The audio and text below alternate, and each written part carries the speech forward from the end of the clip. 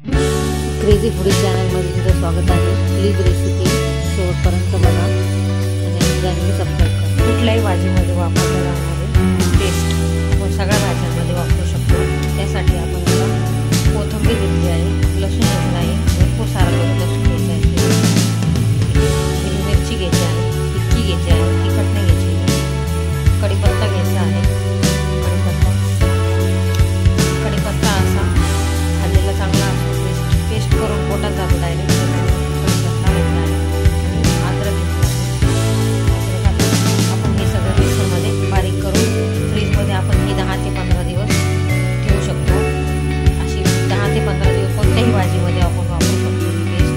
तर आपण काय करू, कोथिंबीर बारीक चिरून घेऊया आणि मिरची आपण चिरून व्यवस्थित चिरून घेऊया, अद्रक चिरून घेऊया, मिक्सरमध्ये बारीक करून घेऊ। आता आपण ही पेस्ट आपण 15 दिवस सुद्धा फ्रीजमध्ये ठेवू शकतो आणि कोणत्याही भाजीमध्ये वापरू शकतो। झटपट भाजी होऊन जाते त्याच्याने।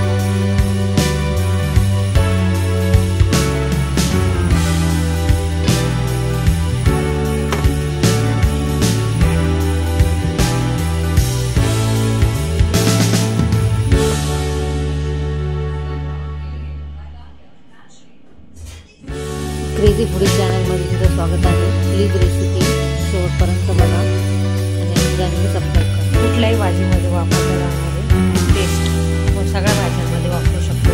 त्यासाठी आपण आता कोथिंबीर घेतली आहे, लसूण घेतला आहे, भरपूर सारा लसूण घ्यायचा आहे, हिरवी मिरची घ्यायची आहे, टिक्की घ्यायची आहे, तिखट नाही घ्यायची आहे, कढीपत्ता घ्यायचा आहे, कढीपत्ता असा भाजलेला चांगला असतो, पेस्ट करून पोटात जातो डायरेक्ट। कढीपत्ता घेतला आहे, अद्रक घेतला आहे, आपण हे सगळं मिक्सरमध्ये बारीक करून फ्रीजमध्ये आपण हे 10 ते 15 दिवस ठेवू शकतो। अशी 10 ते 15 दिवस कोणत्याही भाजीमध्ये आपण वापरू शकतो ही पेस्ट। तर आपण काय करू, कोथिंबीर बारीक चिरून घेऊया आणि मिरची आपण चिरून व्यवस्थित चिरून घेऊया, अद्रक चिरून घेऊया, मिक्सरमध्ये बारीक करून घेऊ। आता आपण ही पेस्ट आपण 15 दिवस सुद्धा